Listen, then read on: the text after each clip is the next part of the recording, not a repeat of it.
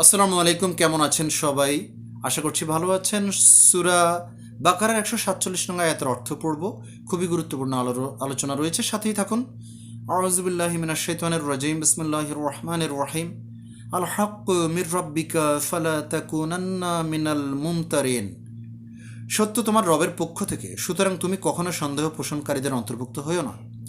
সন্দেহ পোষণ করছে কারা?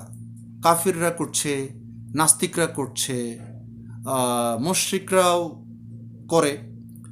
তো এদের অন্তর্ভুক্ত হতে আল্লাহ তাআলা নিষেধ করেছেন। কাকে?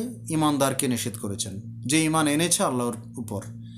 কারণ ঈমান আনার পর যদি আপনি কাফের, মুশরিক, নাস্তিকদের মতো আবার সন্দেহ পোষণ করেন, যেহেতু তাদের সাথে যখন উঠা বসা করবেন আপনার কলব নষ্ট হতে পারে।